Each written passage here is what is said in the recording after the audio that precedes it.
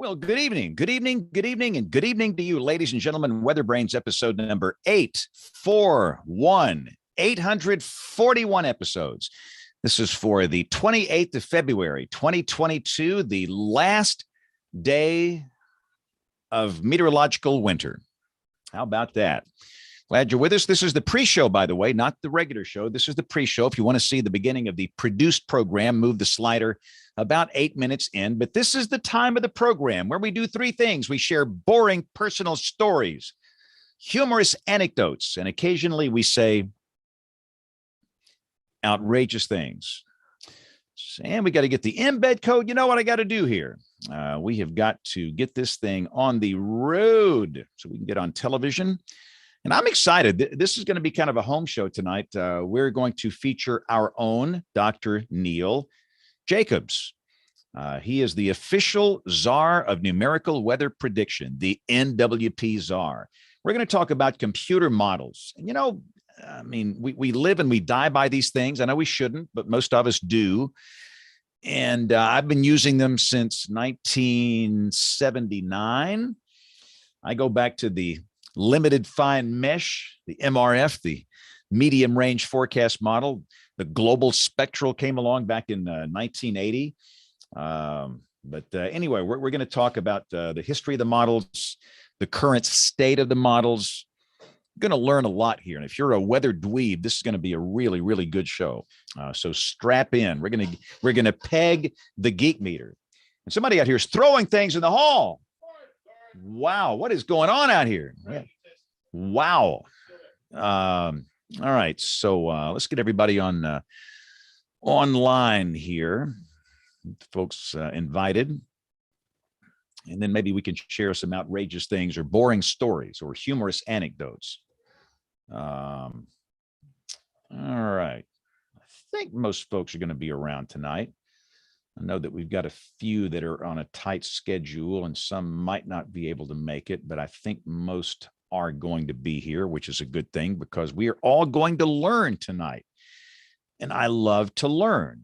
You know, the one thing about this business is I get older, I realize how much I don't know. You learn humility as you get older in this business. You really do. And so I have about 2.3 gazillion questions for Dr. Jacobs as a low-level practitioner that uses models on a daily basis to help come up with a public weather forecast and also assess serious weather situations like tornado threats. And we'll talk about short-term models. We'll talk about the convection allowing models, the HER, and some of the really fine grid short-range models. Talk about the ensembles, talk about the global models, all kind of stuff to talk about tonight. And if you're not a weather dweeb, what are you doing watching this? I mean, this is for weather dweebs and nerds and weenies and dorks and geeks. So, and if you're not, that's okay. Just hang in there. You might become one by watching this. I think deep down inside, everybody has some type of fascination with weather. Some more than others, but I really do think that a lot of people have an interest in this. Ooh, that's a good looking mic. That is a good looking mic. How does it sound though? Sounds really good. This is the one you've been using the last couple of weeks, right? Yeah, I normally keep it in DC, but I took it down with me. Just it's easy to pack in my bag when I drive. So, okay. Well, you're the star of the show tonight, so I'm glad you brought it. This is your show tonight. I have 2.3 gazillion questions, and some go back to before you were born, probably. I started doing this in 1979, and we had the limited fine mesh, the LFM, and it's so primitive you probably openly laugh and roll on the floor while you're laughing. But you know, we did okay for what we had back. I look back on it and yeah, miss a lot of things, but I thought for the technology at the time and what we knew at the time, I thought products are pretty good. To me, the most amazing thing was the radar back in those days.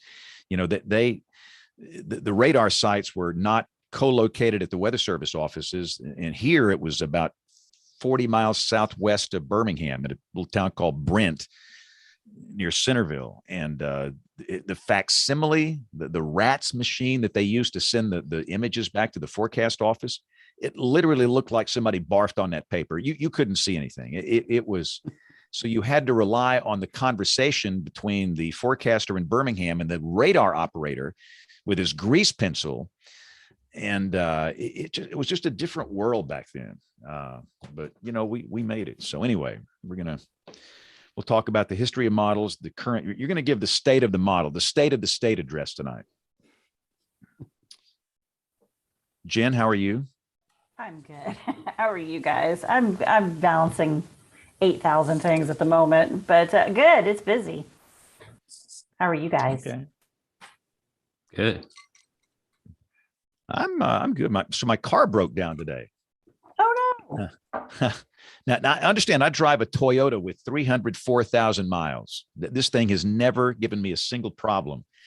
And I was on Interstate 65 coming back from a speech at a college, and the engine just died. And Wow. by the grace of God, I had enough momentum to be able to pull over on the shoulder, because if it would have been in a red light, I would just be stopped in the middle of the road. And so, called a tow truck. I did everything I knew what to do. And they took it down, and the mechanic called me, and he said, you ran out of gas. I said, what?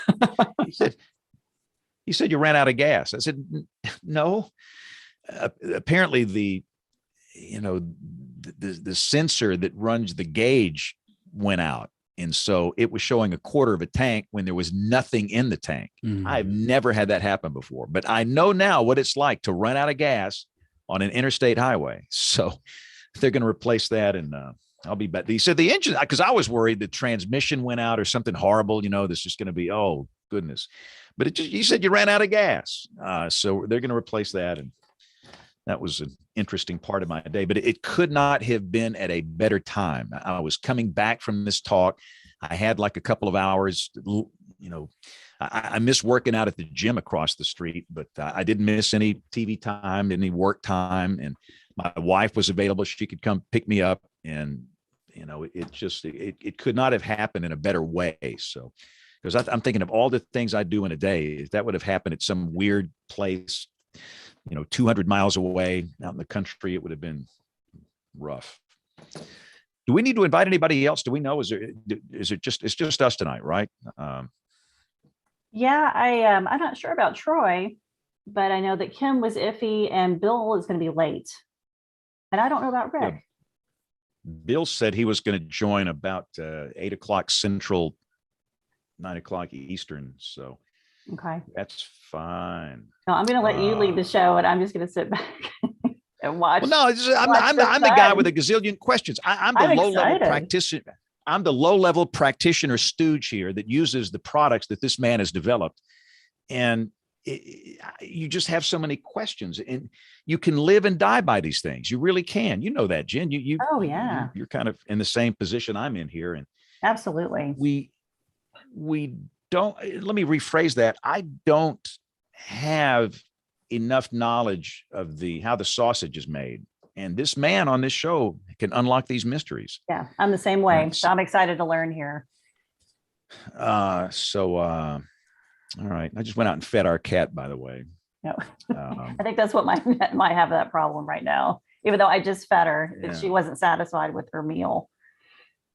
Oh, great. Yeah. Now the cat we have out here, it doesn't eat the dry food anymore. It only eats the, food out of a can. You can buy the highest end dry food. It just smells it and walks away.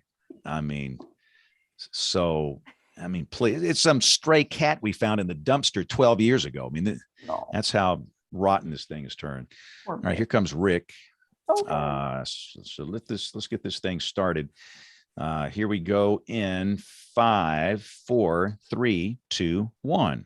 WeatherBrains is brought to you by Midland Weather Radio. Every home, school, and business should have a NOAA Weather Radio, the official voice of the National Weather Service. And the AMS Weather Band. Join the American Meteorological Society by becoming a member of the band. The AMS Weather Band is a global community of weather enthusiasts dedicated to learning and sharing their love of science. Visit amsweatherband.org to learn more and join the band today. Hey, this is Weather Brains. Episode number 841, the weekly show that's all about weather, the world's longest running weather podcast. We've been here since 2006. We're 16 years old. We can now drive. But thanks for joining us this week. And I'm very, very excited about this show tonight because I had requested this from the guest booking officer, and he has delivered. And it didn't take a lot of work because the guest is not a guest. He's one of our own, Dr. Jacobs. Yay! Dr. Jacobs, he is the NWP czar for the universe. And we are going to unlock the mystery of numerical weather prediction tonight. So many of us on this show, we live and we die by the models. And I know you're not supposed to do that. And I know all models are wrong. Some are useful. I've heard all the sayings, but it's going to be a really good show tonight. But Troy, I heard that unmistakable laugh. How are you, sir? Yeah. Well, I'm doing fine. Everything is here. And given where we are in 2022, that's a good thing at this point. Good weather here today. We were in the about 66 to 68 degree range, lots of sunshine after being in the 30s for about 3 days last week. Going to be in Austin, by the way, everybody in Austin at Austin Bergstrom International Airport, the third coldest February in the period of record. And for that goes back to Bergstrom Air Force Base back in the early 40s. Camp Mabry, of course, has been around the in-city site, first order climate site. It's going to go down, I think, 23rd coldest February in the period of record there, which is the late 1890s. But absolutely beautiful weather here today and really enjoying it. Yep. And we're wrapping up meteorological winter today. Yeah. So bring on spring. I think I'm in the mood here. Y'all realize, you do realize though, James, and I have already gone to, I'm going to mention tomorrow morning to caution my audience. We noticed that the sun is coming up a little earlier each morning. It's great. The sun is finally up before 7 o'clock here, but that'll go on for another 13 days, folks. And then we get screwed over by this silly time change crap. And the sun will go back to an hour later coming up. So get ready for that. And happy daylight savings time in 13 days. And that is our working show title, Silly Time Change Crap. Yeah, so exactly. We'll see if anybody can top that. Yep. It's about that time. No, I noticed the sun angle was different today. Yeah. In my office, when the sun's coming up in there. So yeah, I do like spring, and obviously it's active, and we have the severe storms and tornadoes. But I do love spring. It is a great season.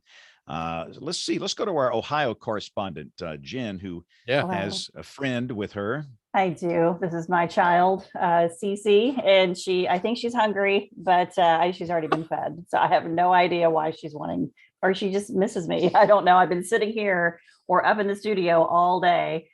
It's been a busy go of it, but it's been good. I like the quiet pattern, that's for sure. High pressure is my favorite. Just sometimes you need a little breather before things get crazy again. Yeah, you got to wonder, Jen. I mean, for you and you got to wonder what the spring has in store. Hey, Rick. Oh yeah. So I am wondering. Yeah. Yep. And things are warming up quick, and it gets busy again. It looks like the weekend and into next week. So I'm going to take the break. That's for sure. Because man, it's been just a really busy winter. So it's been nice though to have a little break. Now let's go to our Norman, Oklahoma correspondent, Rick Smith. And by the way, we should mention that Kim is on the road tonight, and she joined us briefly, and she's going to be back. She is in Paducah, Kentucky, where they're going to be doing some work out in the field, and we are greatly appreciative of that. So again, she'll be back here shortly. But Rick, how's life up in your world?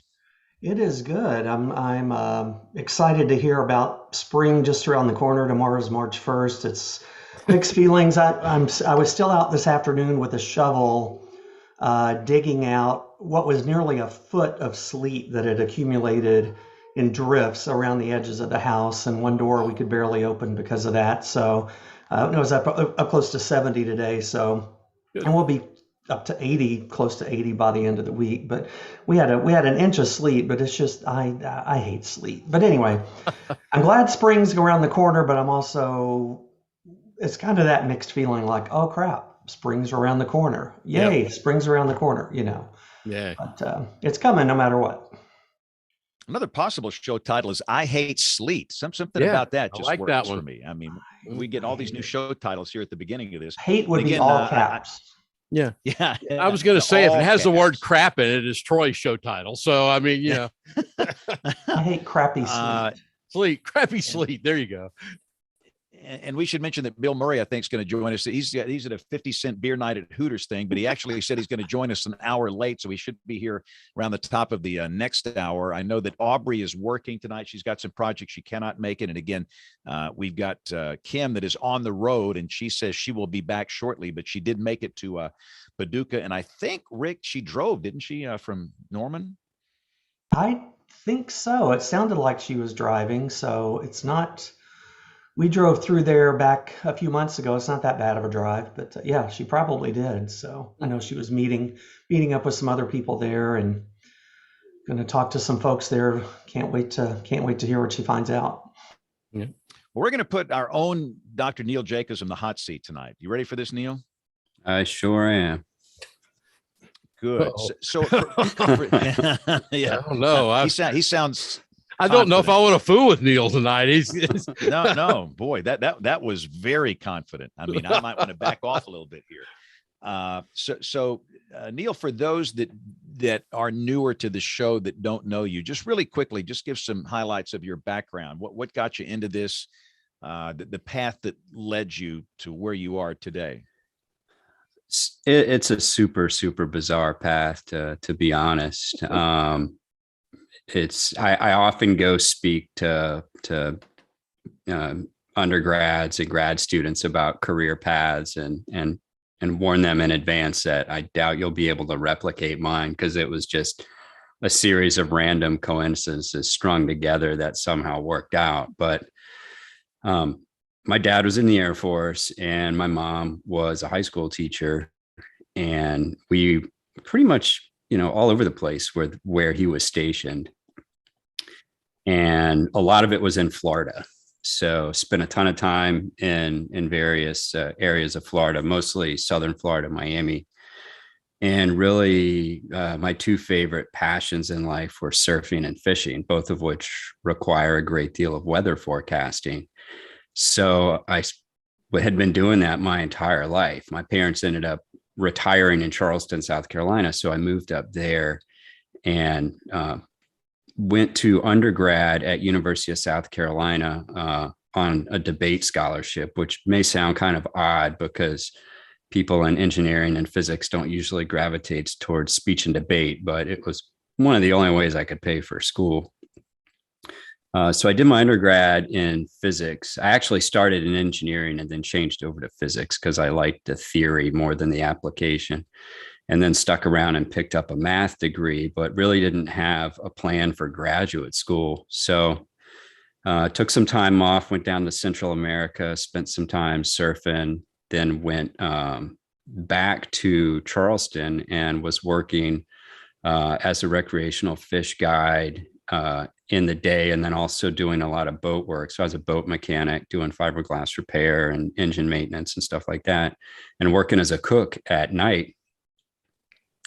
And one of the boats that we were working on, this was in the mid 90s, was Noah's Ron Brown vessel, which was stationed in Charleston. So it was new then. And I think it was headed out towards the Indian Ocean for a field experiment out there. And I was doing some instrument work on that and ran into one of the PIs who was this guy, Lynn Pietrafesa, who was at the time the department head at NC State. And we got to talking. I told him what my undergrad was in. He's like, well, you should go to grad school, come to NC State. And so, okay, I got nothing better to do with my life. Why not go to grad school? And it was something that I'd always done my entire life, was weather forecasting, looking at models, doing all that stuff. I thought, well, this would be pretty interesting if I get a job doing this. So I did a master's degree at NC State in air-sea interaction. And Lynn was my master's advisor, and then stuck around to do a PhD at NC State. And that was right when, so Gary Lackman came to NC State. And so he was one of my PhD co-advisors. Sethu Raman was my other co-advisor. And I really didn't have an idea of what I wanted to do for my dissertation topic, but I knew it was going to be something with numerical weather prediction. And that was when they had that January 2000 snowstorm in Raleigh, where the models were calling for 3 to 4 inches of snow, and they ended up getting almost 2 feet.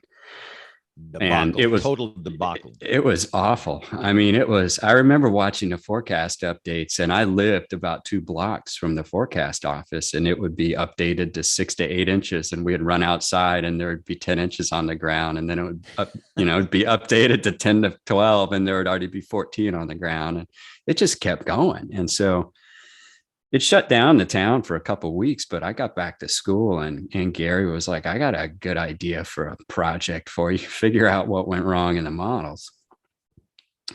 So I started looking at it from a sea surface temperature perspective. And Mike Brennan, who's now at the Hurricane Center, actually started looking at the problem from a potential vorticity perspective. And it turns out it was a mix of both. There was some bad initial conditions due to some latent heat release from this potential vorticity that sort of formed over the southeast. And then also the models at the time were using a climatological sea surface temperature file. So it was like a 30-day average. And right when that storm happened, the Gulf Stream is sort of backed up against the coast. So you had this really extreme thermal gradient, where it's very, very cold right along the coastline, very, very warm temperatures right off the coast. And the frontal boundary actually set up along that thermal gradient. But because the Gulf Stream was so much closer to the coast, the coastal front was a lot closer to the coast than the models thought, which pulled the track west, which then ended up causing the tilt in the storm, and the phasing was a little bit better than the models thought it would be. So that's largely what caused the storm to kind of have that explosive development. And we put those fixes in the model and reran the cases. This was back in the days of MM5 before WRF. So we ran the MM5 runs, and it did a really good job. So, garbage in, garbage out. Yep. Exactly. And so that's sort of what got me started in numerical weather prediction. And then I've just been doing jobs like that ever since. Had a startup company for a while that Panasonic acquired. And that's how I ended up at Panasonic. Everyone always thought it was weird. Like, how did you end up at Panasonic? Like, don't they make microwaves and flat screen televisions? They used to make some good DVD players back in the day. It was strange. The cool thing was, so we were in the avionics division. So we were doing aircraft weather data collection and things like that.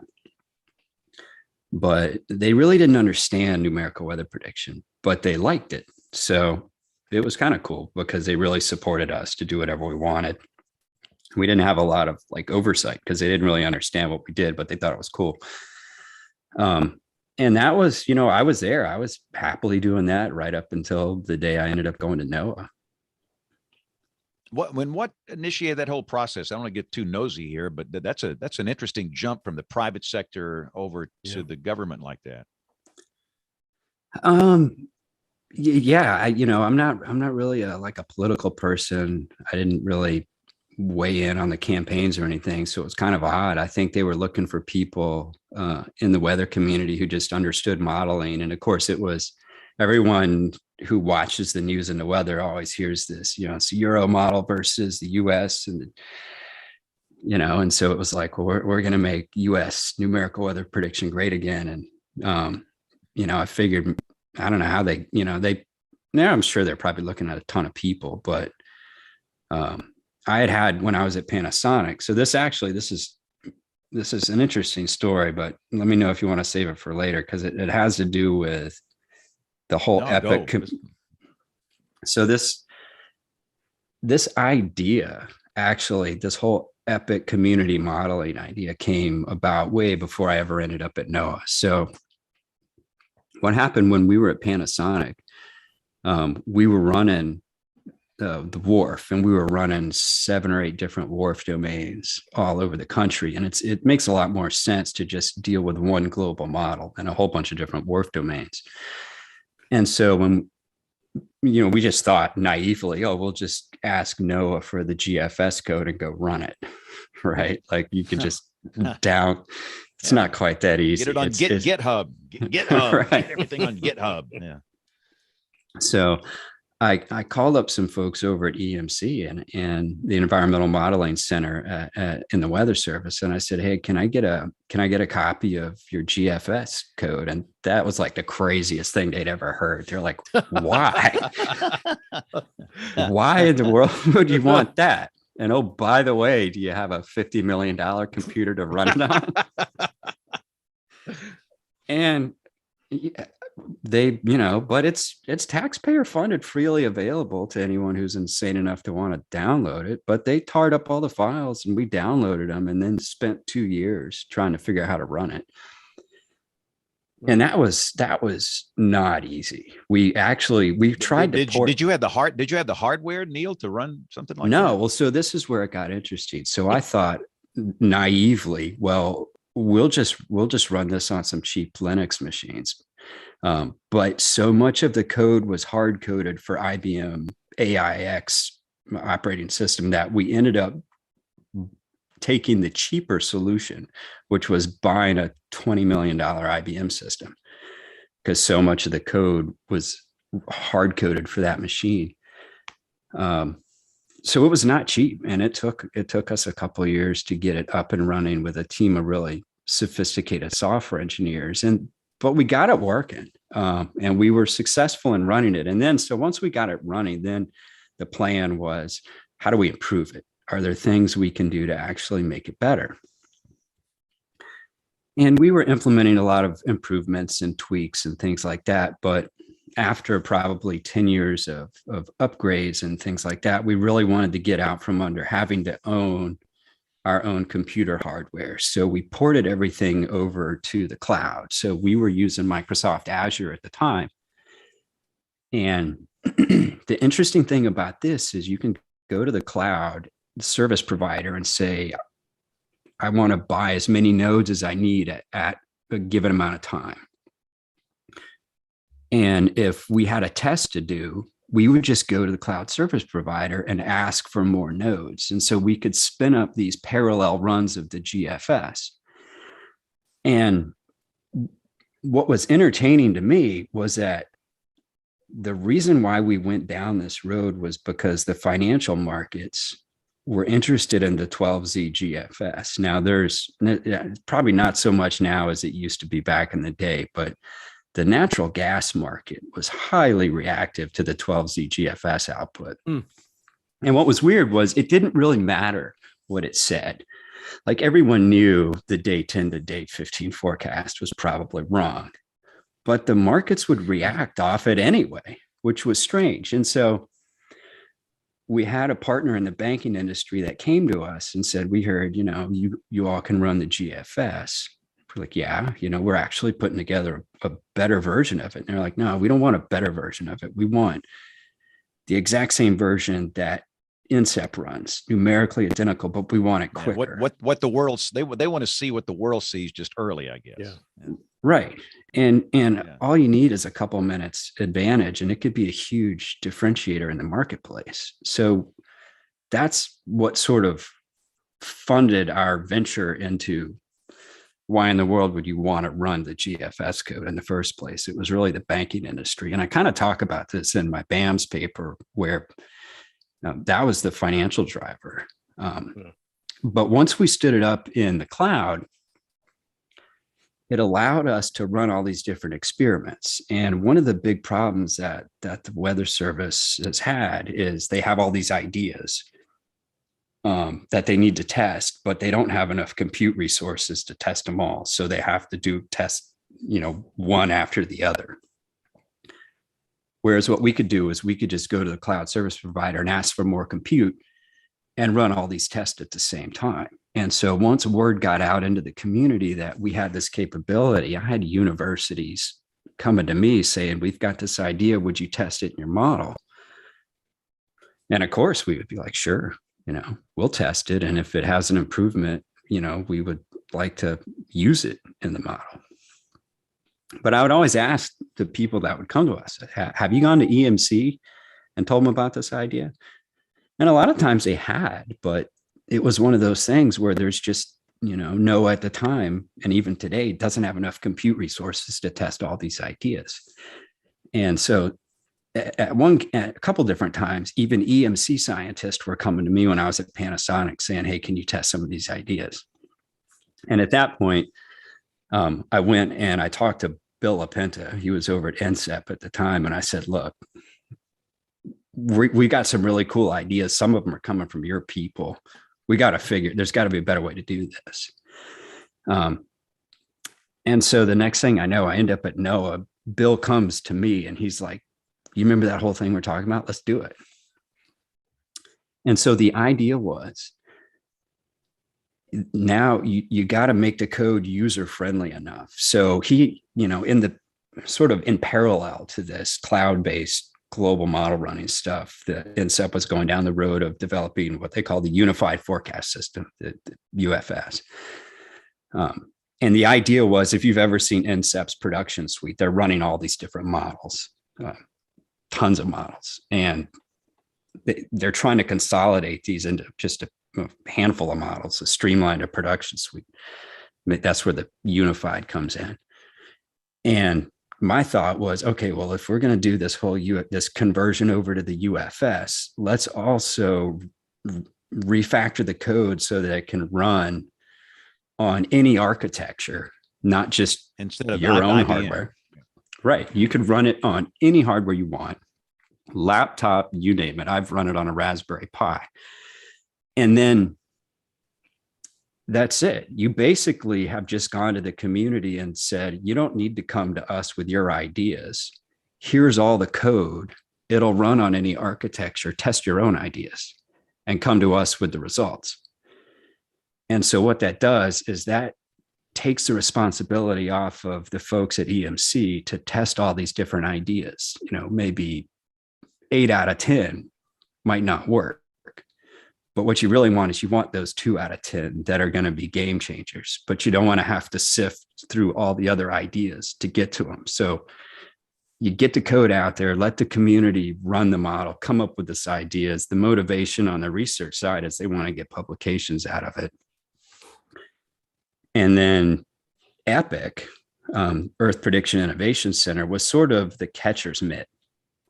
Because if you throw all this code out in the community and they can run it on laptops, they can run it on cloud, at some point you're going to get a lot of innovations that people come back and say, hey, look what I did at work. Check this out. We want you to integrate it. And you got to somehow take care of that bottleneck. And that's what the point of EPIC was a way to take all these community generated ideas and test them in parallel in the cloud and have predefined criteria of, okay, does it fix the problem you claim it does? Does it improve whatever metric you're trying to improve? Yes. Okay. Well, if it improves that, but does it break other stuff? And sometimes you'll improve one thing in a model and then screw up 5 other things and end up making the whole thing worse. And then sometimes it's like you improve it, everything works. That's great. This is amazing. But oh, by the way, you just quadrupled the runtime. And we don't have enough compute resources now to run your improvement. So there's all these different things, all these different gates you have to go through before it can actually find its way back to operations. So that was kind of the idea behind EPIC. And so all that's been done. I mean, the code, EPIC has stood up. They're still sort of working through getting the test bed structured. The code is on GitHub. Most of the versions of the code are the most recent releases of the operational model. There's still a lot of work that needs to be done on that. There's lots of improvements to be done, but it's really, really headed in a great direction. And at this point, what they really need to do is come up with a way to sort of structure and manage the unified forecast system on the community side. So this is the UFS. That's going to be something that the universities are running, industries running, and have a sort of a governance process of how do these different decisions get made to take something that's an innovation in the community and integrate it back into NSEP operations. And that's what my new position is, basically. I'm employed by UCAR, funded by NOAA to design the strategy and the governance around the community modeling process. So that's sort of how I got to where I am. All right. So before we let's pause this for a second. Let's see if Kim can talk with us, because I see that she's joined us. Kim is on assignment this evening, as we say in the television business. Kim, you are in the great state of Kentucky, I see. I am, after having been in Arkansas, Missouri, Illinois for about 5 minutes, and then, yes, now Kentucky. It's been a fun day. So how much can you tell us about your super secret mission here?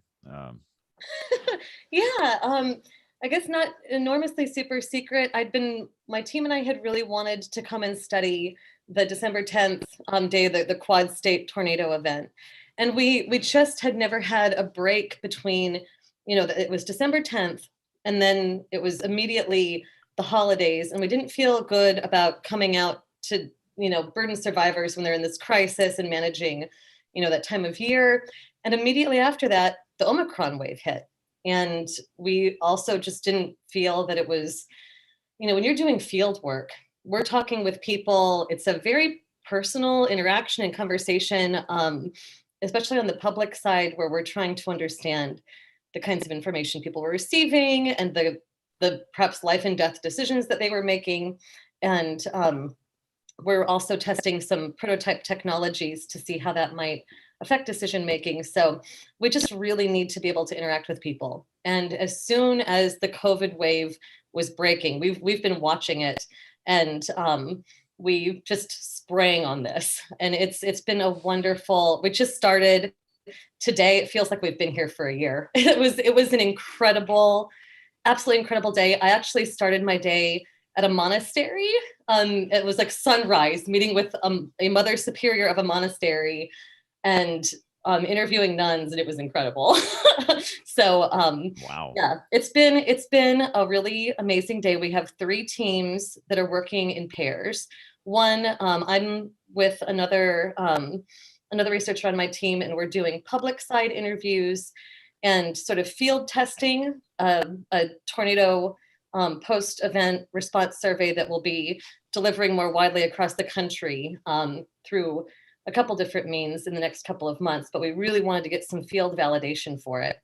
And we have another team that's focusing on Hispanic, Spanish-speaking populations and immigrant populations, since that was a pretty big part of this event as well.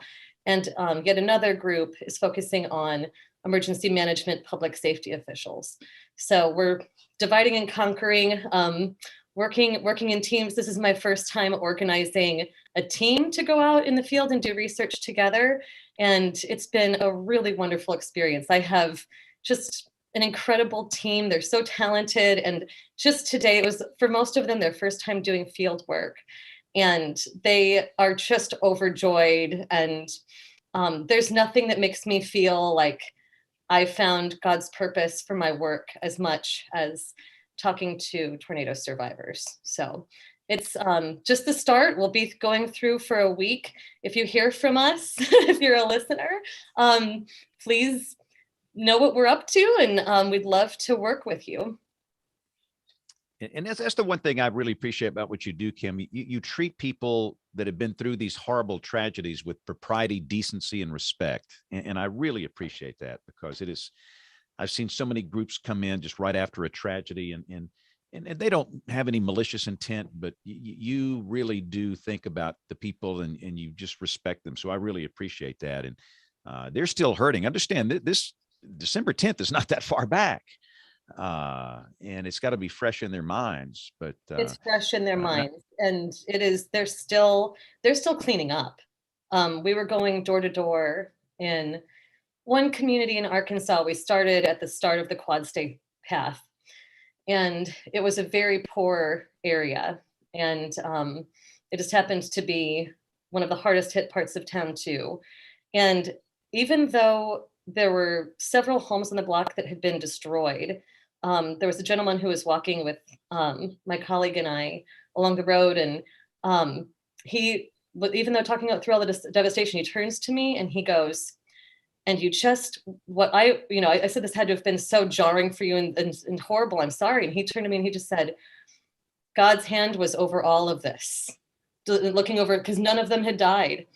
And you can see, to see somebody who's lost everything and yet comes out of it with this extraordinarily hopeful perspective, it just puts everything in perspective. And they are people who are wonderful and deserving of decency, and interacting with people from this broad span of life. I was talking with my colleague today while we were driving in the car for like 12 hours together. I told him that it reminds me that we're not all so different in this country. And, you get this sense watching TV of what people are, and it's not what they are. And you see what they are when you actually get the chance to interact with a big variety. So thank you for that. It's a wonderful thing, and they give me so much in exchange. So definitely look to treat people with that dignity. And we greatly await your data and your conclusions and what you find there. And Rick, I noticed in the chat, you're on the service assessment team of that event, and you were doing it virtually, right? Yeah, no cool trips to Paducah like Kim, or driving through Arkansas. And we did most of that drive back in November, the long way through Missouri. It was a beautiful drive, but that's a long day. But no, there's a service assessment team made up of Central Region and Southern Region. We're kind of looking internal to the Weather Service. It's a regional service assessment, not a national one. Just how the operations went, products and information. How did NWS chat work? Shocking, stuff like that. So that's just started. We're kind of going office by office. I think we have 7 WFOs that we're looking at, not in a critical way, not in a judging way, but just in a really trying to see what worked well in their operations and share that with others, and what didn't work well, look for improvements or solutions for that. So it's the first time I've done one of these. So it's interesting. And again, all of this, it's not to criticize anybody, it's to make us better. Right. The only way to get better is to learn from people that have had experience with these type situations. And I find these service assessments extremely valuable. And Kim's work obviously is extremely valuable. So thanks to both of you for your time here. And Neil, I didn't mean to chase a rabbit here by getting off the topic here, but while Kim was here, I just wanted to chat with her for just a second. So Kim, you stay as long as you can. And if you have to go, we totally understand that. But again, thank you for your work there. And Rick, thank you for your work. But let me very quickly ask some of the older panelists here, Troy, before we go back to Neil, your first experience with numerical weather prediction, what model were you using? I have a funny feeling it started with L. And okay. I think you're muted. It was, I was going to say the LFM, but what I was going to ask Neil, since I have some other questions as the night goes along, which he may hate me over at some point when I ask them. But the first couple of first things I always remember, James, about numerical weather prediction came courtesy of some of the professors I had at Texas A&M University. And one of those was a young man by the name of Charlie Brenton. And Charlie left us way too soon. Charlie was weather station manager at Texas A&M way back in the day, back in the 80s. And I think it was him and maybe Dr. Guy Franceschini there at Texas A&M. But I remember one day in class, Neil, when they walked into the classroom, we were sitting there. This is largely, by the way, a military class. It was a lot of people from the military services were going through these classes. But, we were all excited, and we were more excited when either Charlie or Dr. Franceschini walked into the classroom with, here you go, James, the wet fax maps of the LFM, which came out 6 hours ago. Yes. And one of them looked at the class, and I think we were too ready to want to kiss butt more than anything else, but looked out the class and held that 4-panel LFM up and said, what is the most important thing you need to remember about these models that we get? And everyone, I think, was anxious to answer that, but very quickly, and I'm pretty sure this was Charlie Brenton, it didn't take him long to, right in front of class, take that LFM, wad it up, and throw it into the garbage can and say, know when to run from these things, know when to throw them in the can. And that goes back, I assume, Neil, to the fact we've got to know what every model is biased to some degree. They can't be perfect. And so they have certain biases that we've got to remember. And I always remember that from class. And then a few years back, James and I may have been at this meeting together. I think it was in New Orleans one day when we were sitting down in a short course, AMS meeting in the basement, I think of the Hilton or something in New Orleans. And we had all these computers they had rigged up, and we were going to do a short course on NWP. And we sat there for 8 hours, and everybody's sitting there staring at this NWP. I won't call it what I want to call it, but you know what I want to call it. I mean, everybody's sitting staring at all these pretty colors and everything else. And we finish up the day. And again, we were asked, what do you think is the most important thing you need to remember with all this? And the instructor, who I don't remember exactly who it was, it said, it doesn't hurt after we've been downstairs in the basement all day long to take a look outside. Please go outside and look at the sky. Those are the two things I remember about numerical weather prediction and what I was taught through the years. And I'm assuming that information is as good as it was back then, Neil. It is. It's wild. The model skill is improving at a pretty impressive rate, but it's far from perfect. And I think that when you have access to all these models and all these tools, there's a tendency to really buy into it, particularly if there's good agreement. Now, odds are if the models are in good agreement, they're probably right, but there's no guarantee. I mean, I've seen all of the models be wrong in the same direction before. And so this is one of the great things about ensembles versus deterministic models is it does sort of give you an additional level of confidence, but still an ensemble is still a spread of a small amount of perturbations within a very similar model system. So there is nothing that will prevent a really savvy forecaster from taking in all sorts of other tools and just really good experience. I mean, there's a lot, especially when you get to these subgrid scale features in certain areas. It's interesting. And North Carolina is a great example of that. None of the models just don't handle the cold air damming here well at all. So there's a precipitation type forecast bust all the time here. And it usually comes down to model biases, subgrid scale features, lack of upper air observations. I mean, you can sort of point to the problems, but a lot of the forecasters know where these deficiencies are because they've seen the models bust and they remember those busts and they see these scenarios repeat again. And so they're on the lookout for a potential bust in that same direction. That's experience that you can't program your way out of. And maybe AI or machine learning or something will get better at it in the future, but still, you're not going to be the human in the loop factor is not going away anytime soon.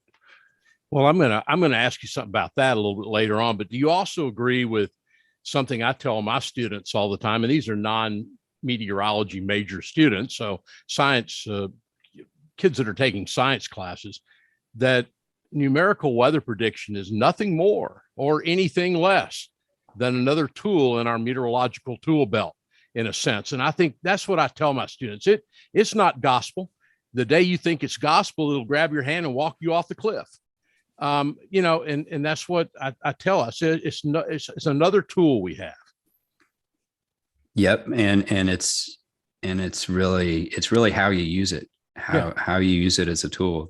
And there's a lot of different ways to interpret and use the models. I mean, just a couple of weeks ago, there was a big discussion on the map listserv about snow total issues. And then, maybe you're plotting the snow totals from certain software package that plots the output. But then if you go look at the vertical profiles, the SKUTs on BuffKit, they don't support snow. So why is the model writing snow out? I mean, there's a lot of different ways to sort of look at and interpret the output and make your forecast. And that's why these forecasters are trained to do what they do. I mean, if it was just the model, you could automate the whole process and go home. And then your forecast would actually get a lot worse. Hey, Rick Smith, what was your first experience with models? Gosh, I just remember I started out as a student volunteer at the Memphis office, and just I thought I was in heaven, but looking at those big, huge blue computer AFOS, the old school computer baby. system we used to use with the, you had a text monitor and I think a quote graphics monitor with a little trackball on it, and just seeing the LFM and that stuff. And we had the wet, you would print out the models, the 4-panel thing when the new run would come in, and tack it up on a cork board there in the office, and the smell of that. And I don't know, that's kind of the physical memory of the models, and just how simple everything was, and how little information you really had there, and getting the MOS output for the 5 sites in Tennessee that we forecast for. And then what a big deal it was when we got something called PC grids into the office, which was a PC DOS-based tool to look at different fields in the model data, and that felt like a huge leap into the future with that. So I don't know. As my first memories are just how at that time you thought it was really cool, the ability to see all this data, but you look back now and it's just amazing how far we've come, both with the amount of model data we have, the quality of the data, and the tools we have to access it, really. I think that the first real memory of a success story for me was in 1993.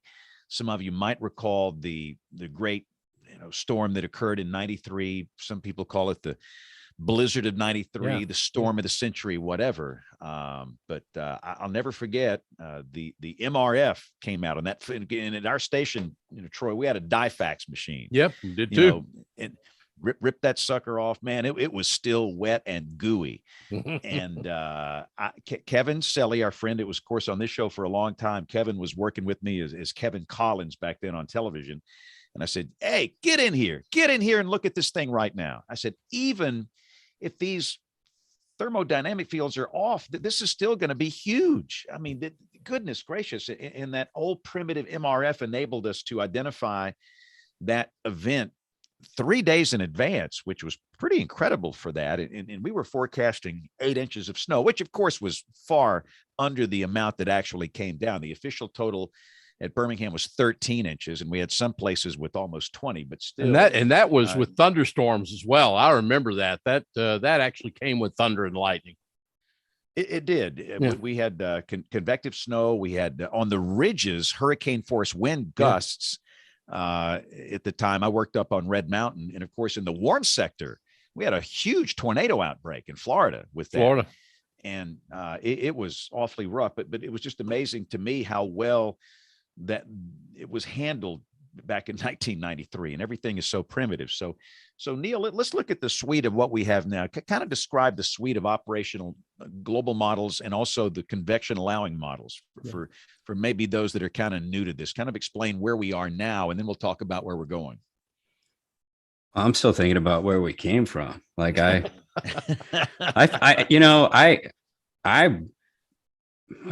started learning on punch cards, and I remember when we got Fortran 77 compilers on 286s, but I kind of regret. I feel like I missed a part of my life because they printed out the DieFax charts on the 7th floor of Jordan Hall where I was, but I never got to touch them. So now I feel like I missed out on the whole aspect that your fingers have never touched a wet DieFax chart. Well, they would always be up on the wall by the time I came in. So maybe that's get for showing up late, but I missed out on the wet and gooey DieFax plots. Oh, it was so good. I mean, there was just something about that. It was so special. And Rick, you dealt with those old DieFax machines, and of course, in the AFOS, those blue monsters in the Weather Service offices. That was like, it'll never get any better than this, man. I mean, that was like awesome. But yeah, we have clearly come a long way. But there was something sexy about hanging those charts up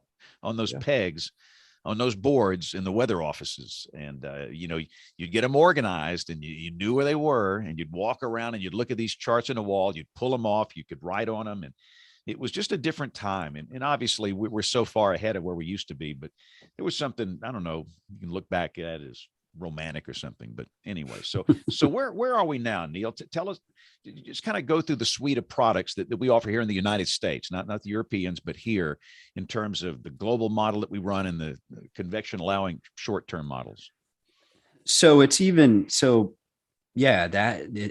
it's even broader than the global model. So if we start from like really large scales and work our way down, I mean, we're running dynamic climate models. We call, sub-seasonal to seasonal, but there's sort of CFS. There's two flavors. There's the dynamical and the statistical. I don't know, a lot of people may not know this, but the FV3, the dynamic core that the new GFS has, was originally written as a climate model, but it turns out it's actually pretty good at higher resolutions. And then we get down to sort of the sweet spot for medium range forecasting, which most people know is the GFS. It'll always be the GFS, whether it was the AVN or, whatever you used to remember it. It's the FV3 dicore now. As I remember it, Neil, it was the aviation, and then we had the MRF, and then the aviation was expanded to run for a longer period. And then from there, it became the GFS, I think. Yeah, they would step down the resolution and run a lower res version out further. But yeah, it's all the GFS now, still runs out to, your 384 or whatever. And then the Ensemble, that's basically a suite of low resolution global model members that runs. And then when you get down, so once you get below the global models, you have your limited area models, which up until, now have mostly been WRF based. Prior to WRF, they were MM5, but all your limited area models need a global model for boundary conditions. So if you can imagine, if the limited area model being some rectangular grid, it needs to know what's going on the edges of that grid, which is coming in from the west and going out to the east. And it gets that information from the global model. So those are models like what used to be the RUC or the NAM, the rapid refresh, the high resolution rapid refresh, the HER. And then you've got your tropical versions of those models, which are also limited area models. Usually they call them the HWRF for tropical. There's a little bit of different physics that you would use in the tropics versus the mid latitudes. And that's what the biggest difference is in those models. And so they run everywhere from, like the GFS, roughly 13 kilometer down to, 1 to 3 kilometers, pretty high resolution. And then you can get nested grids. And a lot of forecast offices will run their own nested grids and things like that at very, very high resolution. And so the idea was, let's kind of streamline the production suite. So, have medium range weather, short range weather, the ensembles with that, and the tropical system, the tropical models. And that's where the UFS fits in. So really, it's a common code base, common sort of underlying architecture. So you don't have a situation where you can make an improvement in one and it's relatively easier to port it over to another modeling system because they're all using a lot of the same common code base, that rather than having all these different models with all these different architectures and all these different needs, which meant you had to have all this different hardware configured different ways to support them all. It really streamlines the entire forecast system, and it's a better use of both financial and human resources, and even compute resources, really. So where are we in terms of the hardware now? Is everything in the cloud, or where are we? There's a mix. So there's usually, so when you talk to HPC folks, so there's high performance computing, and then that's usually sort of discussed right now into two different types of chips. You either have your CPUs or your GPUs. Now, most of your video game consoles and things like that are GPU based. Most NWP models are largely CPU based, but there's been a lot of development work to get a lot of it ported over to GPU because it's a lot more computationally efficient to do it on GPU, but it requires a lot of work to recode a lot of the code to run on GPUs. But then you've got your what we call on-prem, which is on premise. In other words, you own or lease the racks of servers or hardware, and you stick them in a data center that you either own or lease, and you're the only person on that hardware. You're in charge of managing the hardware. If a server fails, you better pay someone to go fix it. That's your hardware. And then there's the cloud, which is sort of distributed servers, usually by some type of commercial cloud service provider like Amazon or Google. And they manage the hardware. They deal with all that stuff. And then you're just responsible for uploading your code, and you can do things like you can containerize your code so you can put it up on the cloud real quick and not have to recompile like a whole bunch of stuff. You can run your stuff on the cloud. And where the trade-off is if you know exactly how much compute resources you're going to need to run, and you know that you're just going to run a model 24/7, 365, whether you do it on-prem yourself or you go to a cloud service provider, the cost is about the same because someone's going to have to pay to make sure nothing breaks, and they're going to have to fix it. And it's either you or it's them.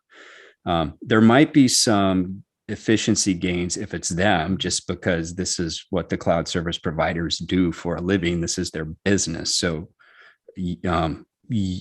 the modelers can focus on making the code better and let these cloud service providers worry about the system uptime.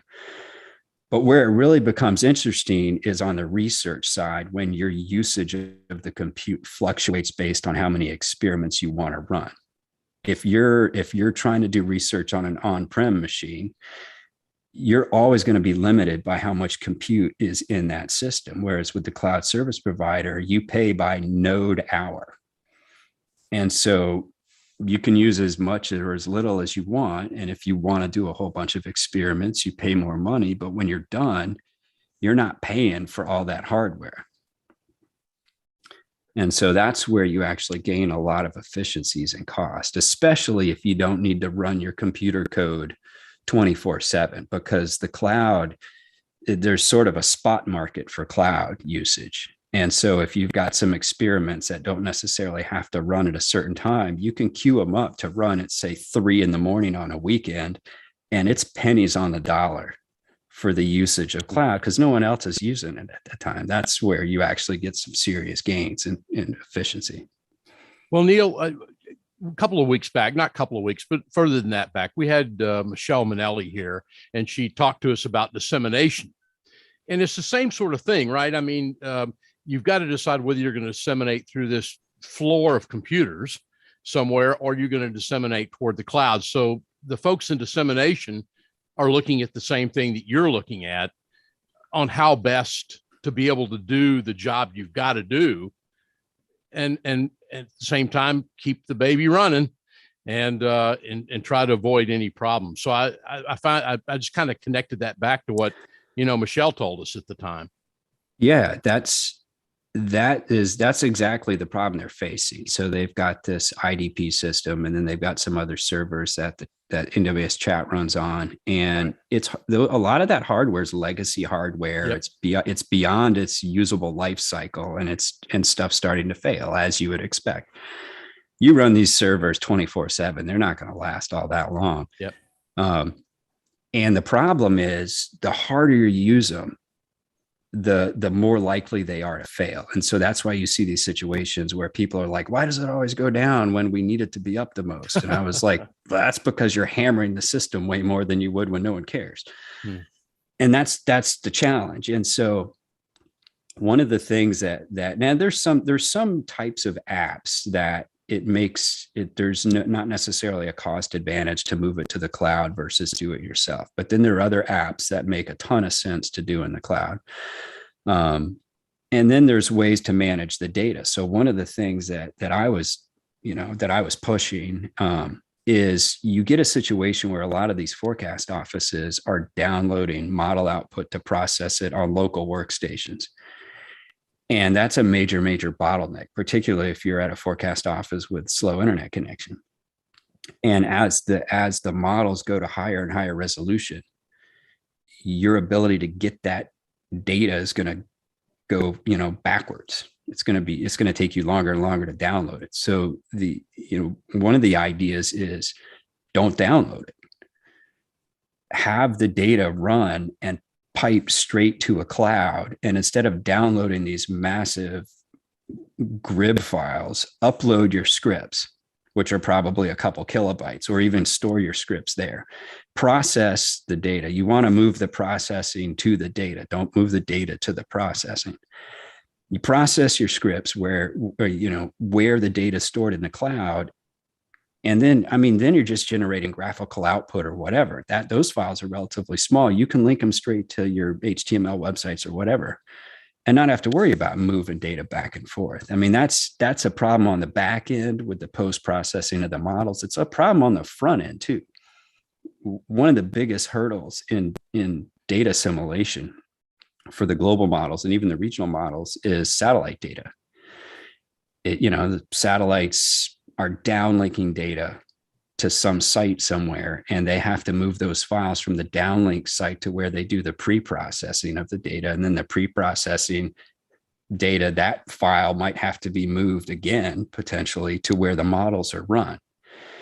And you have two choices. You can either wait for the higher resolution information to get to the model, in which case your model has data that has a longer latency, or you can strip out a lot of the information to make the file size smaller and get it to the model faster. And so what's been happening, for the lack of a better way to do it, is a lot of the information is stripped out before the file's moved, so that the other information can get to the model before the model run kicks off. And people would probably be surprised to know that the amount of data that gets into the data assimilation system from the satellites is less than 10% of what the satellites are collecting. And the amount that actually influences the analysis is probably, a few percent of that. So a lot of people ask me, like, what would be the biggest return on investment anywhere in the entire value chain of numerical weather prediction to improve the forecast skill? And I tell people, if you can extract more value from the satellite data that's already being collected, use, AI, machine learning or something to more intelligently thin these files, or figure out a way to move more of the processing to where they're downlinked, or even better yet, try to figure out how much pre-processing you can do with firmware on the asset in outer space. Can you imagine what the forecast skill would be if we could go from, say, 5% to like 15 or 20%?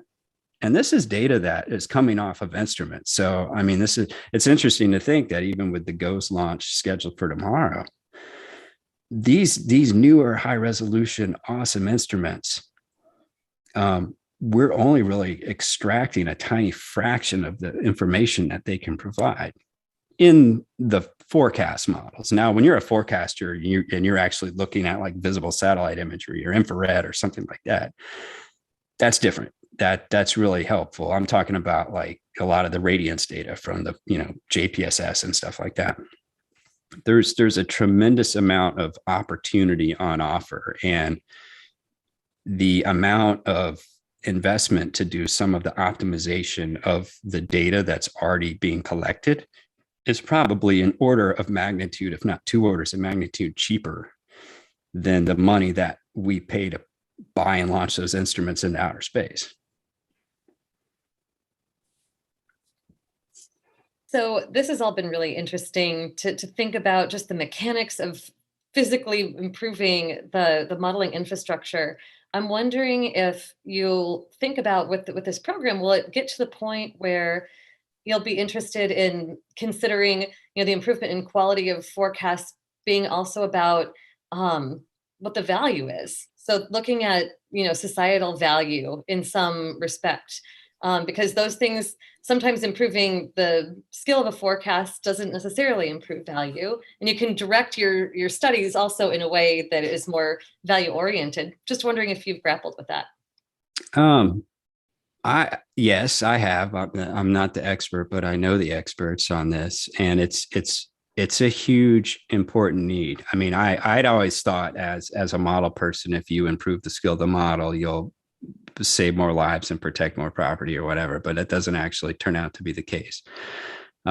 There's definitely a back-end translation of all this information, and the more information we produce going forward in the future, the harder it's going to be for your average non-weather junkie to figure out what they're even looking at.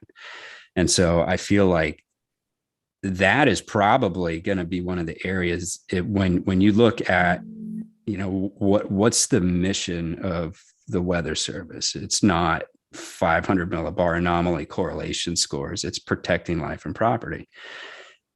That should be the ultimate verification metric, to be honest, not necessarily with the models, but for the mission. And there's a lot that goes into the forecast besides NWP, as we were talking about earlier. But yeah, it's if going back to this idea of extracting more value for existing information, there is a social science aspect of that this information already exists. How do you message it properly? You don't throw up a spaghetti plot with the tracks of a storm going all over the place and expect someone to make sense out of it. This is something that I think a lot of people in our field take for granted because we stare at these plots all day. We understand all the models and we just assume, well, of course it's, here's the trough axis. What do you expect is going to happen? That doesn't make sense to a lot of people looking at this. I mean, you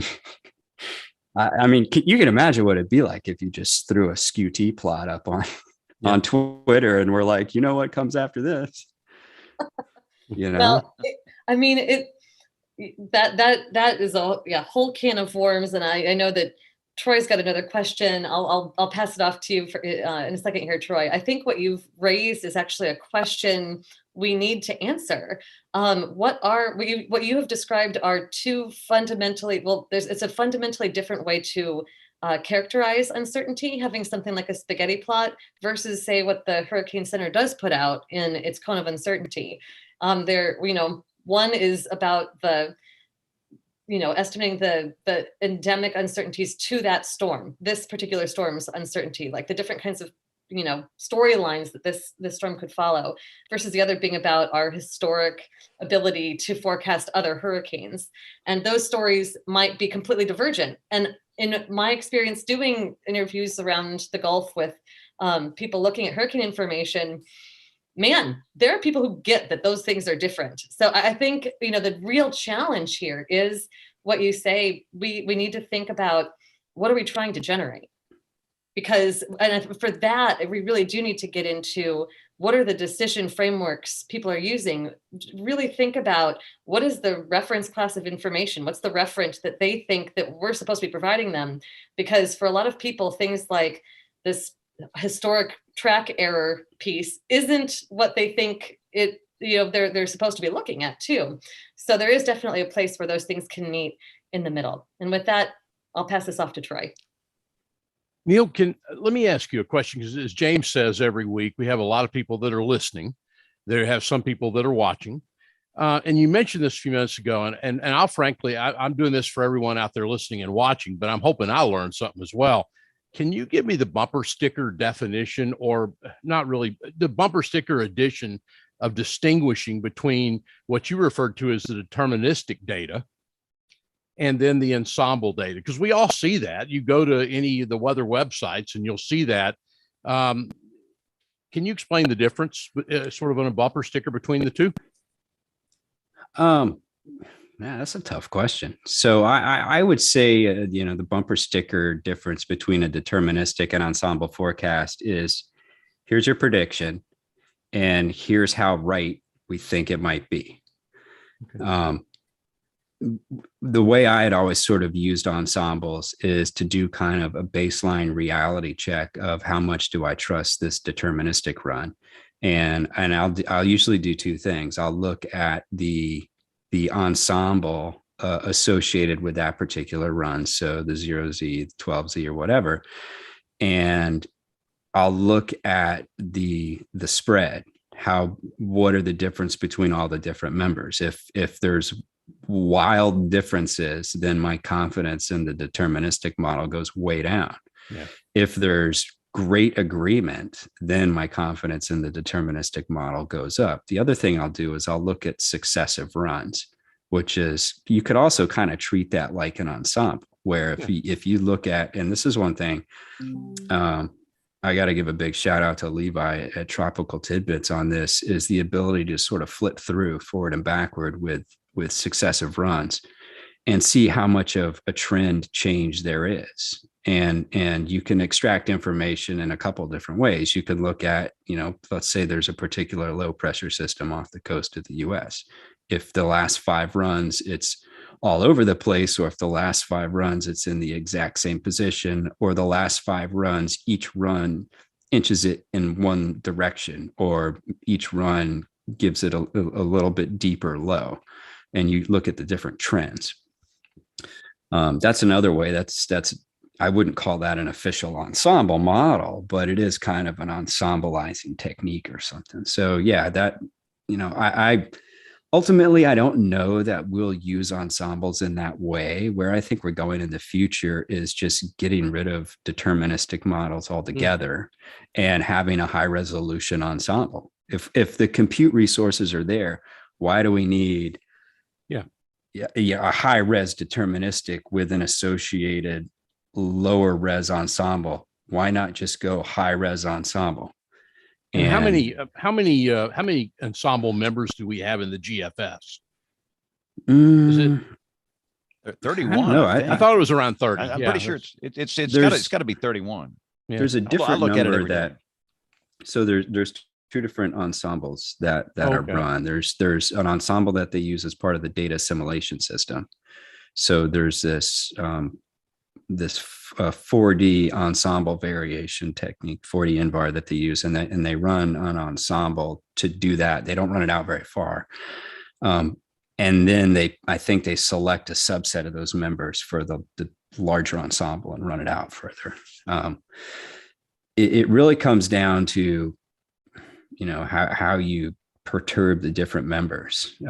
What sort of air do you inject in the initial conditions to make them different?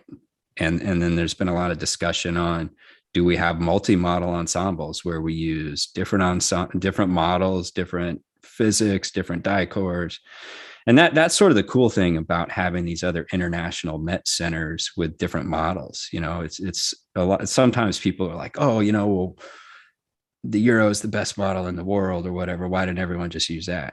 I'm like, it's not always the best model. I mean, it might have the most skill if you look at the anomaly correlation averaged out over 30 days or something, but there's times when the GFS straight up beats it. Absolutely. And that's the value of having access to all these different models. So on one hand, I support the idea of going towards a more streamlined, unified forecast system. On the other hand, I don't want to get too far down that road where we don't have enough variation in the different modeling systems that we have. Some diversity, basically, and the software and the code. Hey, Neil, the Euro's got 51 members, GFS 31, the ones I see. So what's the deal? The compute resources, really. I mean, yeah, you can always add more members. It may or may not add more value. Yeah. So is there a thought process of one day running an ensemble of say, her? Does that make any sense? Yeah, they've got high res ensembles now. But it's So see, where do you get all this secret stuff, Troy? There's got to be some secret know. site where we're not allowed to see, we're not allowed to Yes. see this stuff. Neil's got access to everything. And that's why Neil is he protects his sources. So Yeah. No, it's all out there. Just you got to set up your scripts to pull it down off the FTP sites. So this NBM thing, this National Blend of Models, can you comment on that? This thing that Jeff Craven and those folks have been putting together. What's the story there? I mean, it's pretty much what you would think. You're taking model output and weighting it and blending it. I think it's got an upside. It may have some potential issues as any ensemble would. Typically on average, the mean of any type of ensemble would outperform one particular member. But that's on average. That might not necessarily hold true for the outline events, which typically are your extreme weather events. And a lot of times the extreme weather events, particularly further out on the forecast horizon, are not in the mean. They show up initially on outline ensemble members. Like you might have a couple different members that see it first, and then the other models sort of jump on board as the event gets closer in time. And so that's another thing, going back to how you treat the ensembles and how you sort of, you can use code to blend them, or you can just, as a forecaster, use your mind to try to blend these things. Where, this is like what the Hurricane Center is doing when the Hurricane Center releases their manual. Yeah. Their track is they're looking at all the models, taking into account past experience, model biases. It's a lot of science, but it's a lot of art too. And they're coming up with what they think is going to be the best one. And sometimes they split the difference right down the middle. And sometimes they're like, you know what? I think this model is out to lunch. I'm going all in with this other one. Well, Neil, let me ask you a question. This is something I was going to ask you about. And is the National Blend of Models really a model? If that makes any sense. I mean, because it's sort of a national blend of models. And what I hear from forecasters is that they're very strongly encouraged to stick with the national blend of models, at least through the short-term part of the forecast. And my question is, shouldn't that be part of forecasting? And should they? I mean, I've been told they're strongly encouraged to stick with the output from the national blend of models. And my question is it a model or is it a blend? You know where I'm going, I guess. Yeah, I think it's I wouldn't call it a model in itself, because it's more like a post-processing technique where you're taking information produced by other prognostic systems and blending them together. You could blend output from any one particular model with long-term archived biases, which is what the MOS is, or diecast or whatever. I think it's more of a technique for the forecaster on the end, but I don't know that I've seen any information or sort of objective studies, and they may be out there, I just might not have seen them, of actually saying, can this actually be a human? Yeah. Now maybe it's possible on average, but what about the outlying major events? Because those are the ones, I mean, no one cares if you get the forecast right day in and day out when the weather is kind of benign. It's those major weather events where it's critical, and those happen to be the outliers. And typically when you're averaging things, you're not really getting the outliers like you'd want to. Yep. Well, what would you say to, occasionally I'll say something, surprise, that, if the national blend of models gets that good, is there a point, and you made an interesting statement about 30 minutes ago, does it replace the human at some point? If the national blend of models gets that good, does it replace the WFO forecasters at some point? Sounds like a Chuck Oswald question.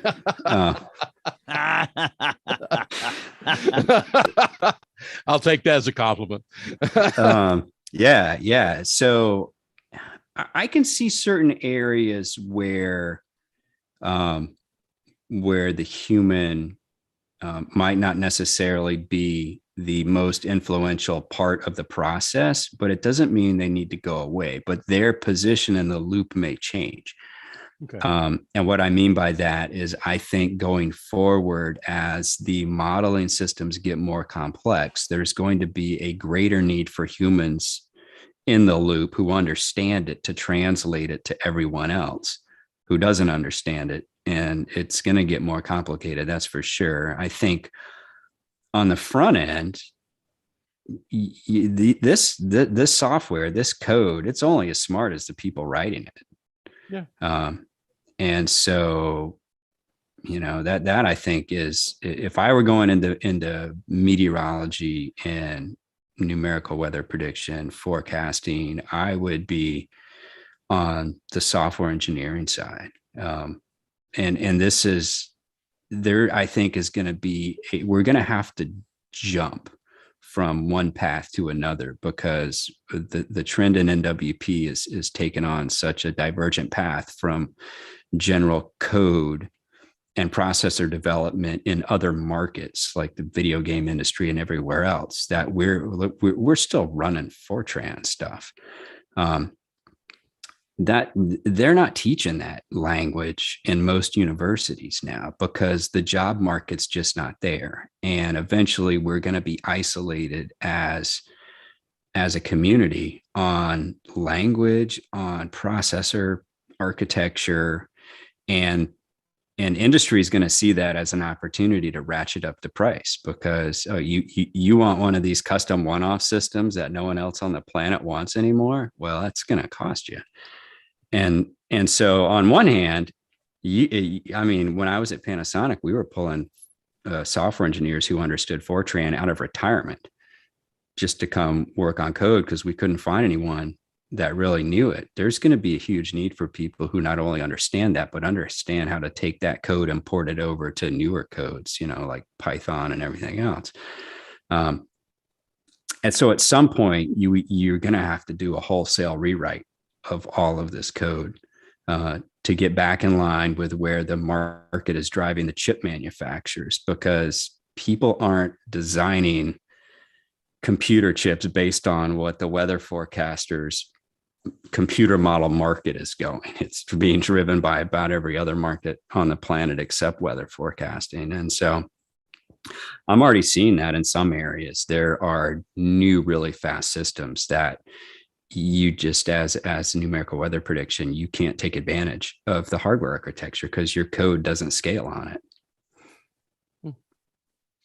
So before we take a break, I got to put you in the hot seat, Neil. So you're say 48 hours out, dynamic system, mid-March, instability 2,500 joules per kilogram or higher, a screaming low-level jet. It looks like it could be a very significant severe weather outbreak. You're 48 hours out. What's the first model you go to? First one. 48 hours out. Well, I'd usually go with the HER, but not quite that far out. Recently, recently, I've been looking at the 3 kilometer NAM. But that might be a personal preference, just because being in the Carolinas, it does tend to handle the warm nose better on these precipitation type events. And there's like a whole conversation about the NAM warm nose and the GFS cold bias, but the 3 kilometer NAM has been doing pretty good lately. I know, and everyone likes to make fun of the NAM, but it's that model's pretty good. Who likes to make fun of the NAM? Yeah, I don't make fun of the NAM. I mean, come on. But so the HER, as I see it, and again, the output I see, Neil, the OZ and the 12Z and the 18Z, that extends out 60 hours on the HER, right? Mm-hmm. And the other hourly runs go out 18 hours. So you, instead of looking at that, 12Z HER, you're going to the 3 kilometer NAM. That's interesting. I'm making notes, by the way. It depends on the model cycle. So the beauty of the HER is you get hourly updates. So there's a lot of new information. So but only 18 hours out though. It doesn't go out 48 hours. That's the problem. Right. But it'll tell you if the other forecasts are trending in a good direction or not. You can go out to 18 hours. And if you see the HER make a big shift, then in the next cycle of one of the 6 hour cycling models to expect something different. It's not very often that happens because the continental US is so well sampled that any sort of new information sneaking into a model, like especially east of the Mississippi, is going to be like, how did you not see that already? But it's pretty common to see those kind of shifts on the West Coast, and depending on the pattern, because there's a lot of information over the Pacific and even British Columbia that is sometimes there's systems that come through that don't get sampled very well until they actually show up into CONUS, where we have a good upper air RAOB network and things like that. And just real quickly, and again, we have to take a break, but the global model run by Environment Canada, the GEM, the Japan model. Do you ever look at those at all, Neil, just to see what they look like? Oh yeah. Yeah. How do they perform? Canadians have a really good modeling system. They actually upgraded to a true 4D VAR data assimilation system a couple of years ago, and it had a huge positive impact. I'm optimistic that at some point in the next few years, we're going to do the same. We're testing out a new data assimilation system called JEDI, which has a true 4D VAR option. It's not ready for prime time yet, but it's showing some tremendous promise. But the 4D Ensemble VAR is not the same thing as a 4D VAR. And I won't bore you with the math of an adjoint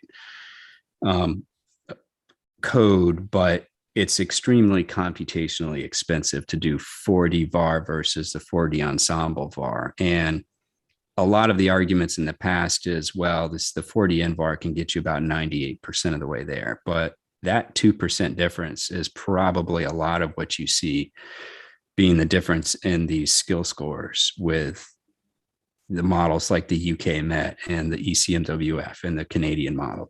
Those three right there run a true 4D VAR. Okay, well, great. Well, we're going to take a quick time out here, and we're going to go to Tony Rice.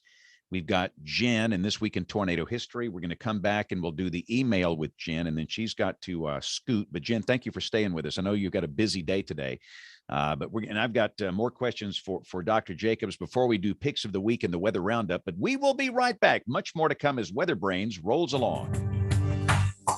Looking beyond the atmosphere, here's Tony Rice with your astronomy outlook. Last week, Russian Space Agency Chief Dmitry Rogozin made statements suggesting that the U.S. sanctions imposed on Russia could destroy the partnership aboard the International Space Station. NASA effectively shrugged off these comments in a statement on Friday, saying that they continue to work with all international partners. Rogozin also noted via Twitter the role that the Russian Soyuz spacecraft have played in reboosting the orbit of the ISS every 1 to 2 months. This is required, depending on solar activity, to overcome the effects of atmospheric drag on the football field-sized space station. This keeps it at around 420 kilometers in altitude. While this might sound alarming, there's more to the story. Yes, he's correct that the Soyuz has played a major role in keeping the ISS in orbit, especially since the retirement of the space shuttles. But looking at orbital elements provided by U.S. Space Force radar monitoring, the station was just boosted by about 1.5 kilometers just in the past few days. And even without those reboosts, the ISS can stay in orbit for at least a year and possibly 2 years. But most importantly, the Soyuz isn't the only reboost option available. The Cygnus cargo spacecraft, launched from the Wallops Flight Facility, also has this capability. This was first tested back in 2018, and a Cygnus with the gimbaled engine needed for this maneuver arrived just last weekend, packed with 8,300 pounds of research, hardware, and science experiments. NASA plans to use that Cygnus to perform a reboost before its scheduled undocking in May. Elsewhere in the sky, look low in the southeastern horizon on Wednesday before dawn. Look for dimmer Mercury, about 1 degree below and to the right of brighter Saturn. That's your astronomy outlook. Follow me at RTP Hokie for more spacey stuff like this. This week in tornado history, March 3rd, 1966. It is known as the Candlestick Park tornado, named after a shopping center in South Jackson, Mississippi, which was completely destroyed. For the Storm Prediction Center, the path length of this tornado was 202.5 miles through portions of Mississippi and into Alabama. Thomas Grzoulis in Significant Tornado stated this could have been a family of tornadoes. There were 518 injuries and 58 fatalities reported. For the National Weather Service in Jackson, Mississippi, at approximately 4:30 p.m. Central Time, the tornado moved into the Jackson city limits, destroying the Candlestick Park Shopping Center and several homes and businesses in the same area. Eyewitnesses reported cars thrown more than a half a mile and pavement scoured off the ground. In Rankin County, an industrial area near Flowood was heavily damaged. A salesman at the Continental Can Company led fellow employees into the firm's vault after they saw the twister come their way. It was described as a big black ice cream cone. The destruction was particularly catastrophic in the area north of Branch and near Forkville in northwestern Scott County. Houses were destroyed to the foundation, large swaths of trees were annihilated, and chicken houses were completely obliterated. Eyewitnesses reported road pavement scoured out by the force of the tornado, and 26 people died in this county alone. In Neshoba County, the historic Carolina Church, which is more than 100 years old, was completely leveled. The tornado moved into Pickens and Tuscaloosa counties in Alabama, where 8 homes were destroyed. A highway patrolman was killed in his home near Coker. We have more details about this event at tornadotalk.com. Join the American Meteorological Society by becoming a member of the band. The AMS Weather Band is a global community of weather enthusiasts dedicated to learning and sharing their love of science. Visit amsweatherband.org to learn more and join the band today. All right, it is time now to dive into the email inbox and let's see what's in there. Letters. We get letters. We get stacks and stacks of letters. All right, we have a few emails to throw your way. First of all, James Lewis wrote one tonight. I've had a couple of questions about tropical cyclone-produced tornadoes. The first question was, looking back at the 2004-2005 season, why were so many storms during that time producing huge numbers of tornadoes? So we had Ivan, Francis, Rita, close to or over 100 tornadoes. And then even lesser storms like Cindy produced large numbers as well. And then the second part of the question was, why, of all the tornadoes produced by tropical cyclones, there's only 2 on record that are EF4 or F4 during Hilda and Carla. And so anybody want to add to that? I mean, tropical tornadoes are just a different entity because they're so moisture related, and it really depends on the dynamics of the system, where they make landfall and what they're interacting with, when they move on land. What do you want to say, Troy, on that? I was just going to say, that those tend to be coming and going pretty quickly. They tend to be a little weaker, but I say that, Jen, and you remember this, we've talked about that with Hurricane Allen, one of the worst urban related tornadoes related to a hurricane was here in Austin back in 1980 and caused extensive damage, about 56 injuries here in the capital city when it moved by the National Weather Service office and the airport here in Austin. Jim Dugan, who was a good friend, worked out there, who just recently passed away in the last year, actually did play-by-play on NOAA Weather Radio that day. And in that tornado from the roof of the National Weather Service office as it passed off to the northeast. So I've always seen them as weaker, but at the same time, having been through that one or knowing that one, they can still be quite violent, and especially on the right forward side in those middle and outer rain bands, right? Mm-hmm. Yep, absolutely. They do have a tendency to move quicker, but also because of the heavy rain, you can't see anything, so it's let me tell you what, during Hurricane Andrew, I was in Louisiana for the second landfall. Most people all know about Florida, but they forget that thing made a second landfall in Louisiana. And we were in a town called Laplace, Louisiana, which is a little west of New Orleans. Let me tell you what, a tornado came through and tore that place up in one of the spiral bands on wrapping around Andrew. And I want to say that was an F2, an upper end F2. So they're typically weak, but occasionally they can be a strong tornado, EF2 or higher. And that's a pretty good example of that. Yeah, absolutely. Our friend Nate Johnson wrote an email giving us that Nate Johnson guy. He's wanted to see if he could cause some controversy with sending us a note about that Mobile County, Alabama is phasing out outdoor warning sirens. Thoughts? Good, or is that a good thing? That's a Kim question. Yeah, Kim went back and forth with him a little bit about that question. There's a lot of dispute about this. To be really honest, we just don't have the evidence basis in the social sciences to say that these things are doing the horrible things that people fear that they're doing. I think we really need to look at it pretty deeply. We do know from some of the work that's going on now, just to try to establish baselines where we are as a country, through nationally representative sampling across the country, we see, especially in the Weather Service Central region, a huge fraction of the population trusts these things, relies on them to give them some sort of notification. It just becomes part of the landscape. And even if you look at that and say, well, we have better things now. The thing about disaster situations, and that's the whole thing, Kim. If we had everyone that had a weather radio, we wouldn't be having this discussion. Right. Well, but even so, the weather radio, there are pros and cons to every technology. Yeah.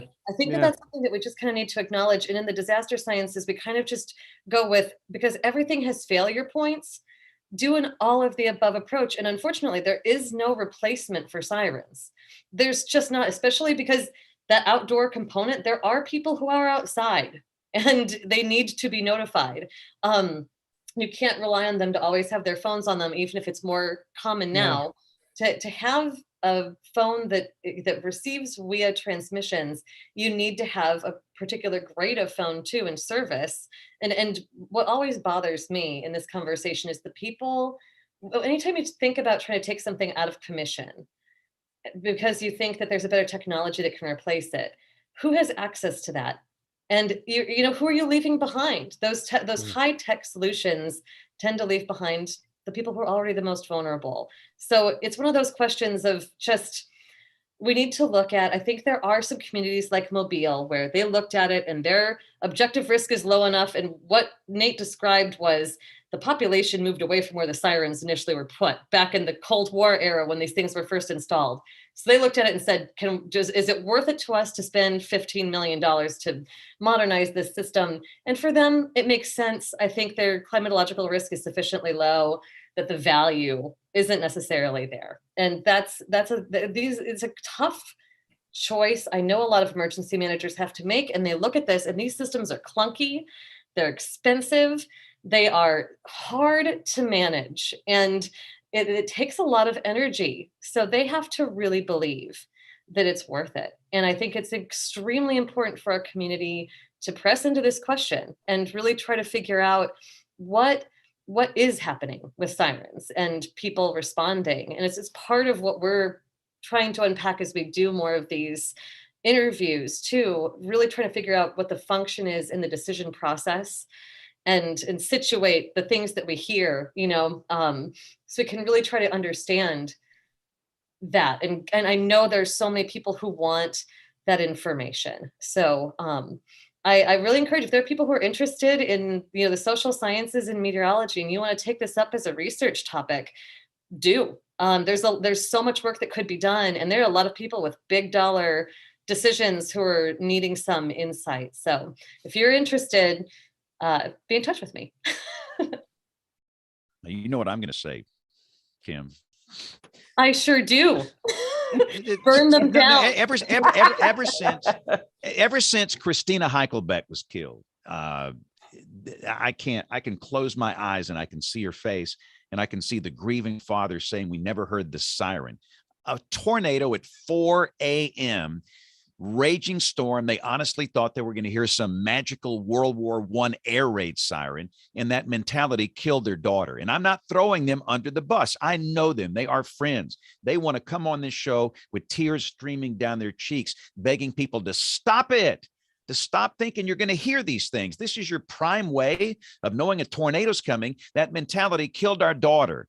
And I was so stinking mad after that. I wanted to climb these poles down, take them down and burn them. And that way, you know that you won't hear them. But I do know, Kim, they serve a purpose. You've taught me that. And thank you. and we have to work off data and real research. And so, yes, when that real research comes out, I always have an open ear. I love to hear all sides, but I've seen such tragic loss of life here because of that mentality that I have to be bold and tell people you can't rely on these things. This is, I would say, a large percentage of people in my state, that's the way they're going to get a tornado warning. It's not a weather radio, it's not their phone, it's a magical siren that they hear on test days when the sky's blue and it's 3 p.m. And that mentality is killing people. And we've got to be just bold and pushing weather radios and WEA and teaching, which is what I try and do every day. Sorry, Jen, I hijacked. Well, no, your anyone that sees James at the top of a siren pole, please call me. Please call me. We'll get over there quickly. Sorry. Sirens. I think Jen's muted. She's fed up with it. She's turned her mic off. Oh, oops, I am muted. I wasn't remuted myself. Kim, did you want to add any other comment to that? I was just going to say, I really appreciate what you're saying, James, and I'm not going to argue that there aren't people who are overly reliant. I think it's a complicated story where multiple realities are probably true at the same time. And what we need to find a way to do, because in these disaster situations, people are doing a really colorful spectrum of things.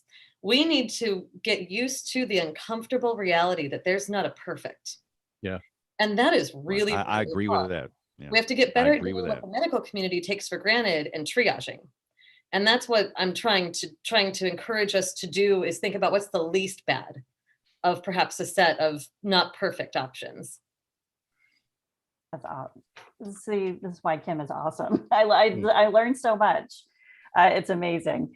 A couple more emails for you. Nate Larson wrote, and Neil mentioned it earlier, that we do have the launch of the GOES T, which will eventually be GOES 18. You want to mention something about that, Neil? What's the goal there with that satellite? Yeah, it's fingers crossed. It's scheduled to launch tomorrow afternoon, I believe, from Cape Canaveral. So GOES, it's the higher altitude stationary orbits. So with the Advanced Baseline Imager, the ABI, is one of the primary instruments on it. It's going to be super cool, and I'm excited. Normally I would be down there for the launch, but they have dialed back attendance because of COVID and things like that. So gonna Neil, miss this one. Does that one go into it'll go into the GOES West position, right? Or is it standby? Check to see okay if it takes up a position or they shuffle them around. Standby. Okay. Yeah. It may depend on what the status of the previous ABI instrument was. There was some issues with the loop heat pipe on there failed. But believe it or not, this is a cool story. They use some artificial intelligence algorithms similar to sort of the facial recognition reconstruction algorithms to reconstruct probably 95 to 98% of the damaged data. So at one point, I thought this instrument might be completely useless, and it turned out that it worked. Yeah.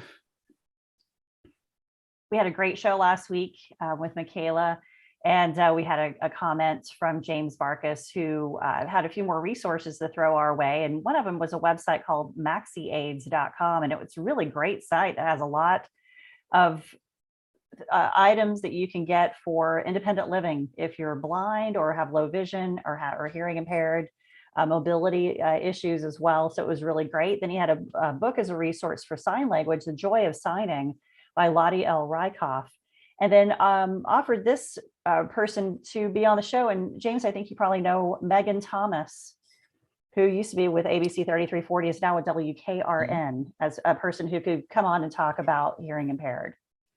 Yes, she strongly believes that she's a messenger to those that are hard of hearing, that struggle, and yeah, she'd be great to be on the show. We'll get her on here sometime. That'd be great. So everybody, thank you so much for sending us emails. You can send your comments and questions and whatever you have, and I'm trying my best to stay on top of all of it. at email@weatherbrains.com. And we try to read as many emails as we can on the show. If they're more personal in nature, please know that we read them. And, we appreciate everybody who shares, because we get just a variety of folks who have such an impact from what we say. And it means a lot to us. We really greatly appreciate it. So please keep those emails coming and sign up for our newsletter as well. Aubrey's got the article this week, and it ought to be a good one with all of our history and everything else. You can sign up for that. There's a link on our website, weatherbrains.com, to sign up for our newsletter. And Jen's got to duck out early, so let's get your pick of the week, and you can sign off and get to work. So Nate Larson, who is one of our faithful emailers here and fans, sent an article about the first WEAM, a WEAM alert in Cass County, North Dakota. And it's a localized alert. I'm not sure if all communities have that, but this is a very localized alert. That was a text message. It had to do with a traffic snarl, and it was like a huge traffic pileup that happened. And so the article talks about a localized alert system was first used for the first time by the Cass County Sheriff's Department. I thought it was very interesting to have the hyper-local text messaging like that. I think that's going to be a benefit. So I have the link to the article for that. So thank you, Nate, for that one. Awesome. And again, this will be on the website, weatherbrains.com. Jen, thank you for being here this week, and thanks for hanging in there with us. Thanks, everybody. Okay, so real quick, Bruce Jones could not be on the show tonight. Wanted to very quickly remind everybody that Midland Radio, through the podcast here, WeatherBrains, we partnered together to present 25% off their weather radio products. And the promo code is SPAN, my name, 25, SPANN 25. Go to midlandusa.com. And we're doing the show here on the 28th of February. And for people down here in the southern U.S., the real peak of the spring segment of the tornado season is coming up, March, April. So this is a really good time to get a weather radio. We talked about this. Phones are great, but cell service can be spotty. Cell service can fail during a tornado emergency. And it's the baseline. That's the way I teach it. This is the baseline. Every home, every business, every place of worship should have a NOAA weather radio. And if you don't have one, please take advantage of this offer. It's critical. And it's shocking to me how many people don't have one. And there's a good chance if you're listening to this show, you're a weather dweeb, a nerd, a dork. You've got one. But you can help us by sharing the message to those in your family and those that are your neighbors that this opportunity is there. So the most popular model I'm sure that they sell is the WR120. It's in the big box retailers. I've got one here in my office. I've got one at the house. The ER210 that you see if you're watching, that's the crank model. So again, it's a marvelous opportunity. And again, 25% off. That's a good deal.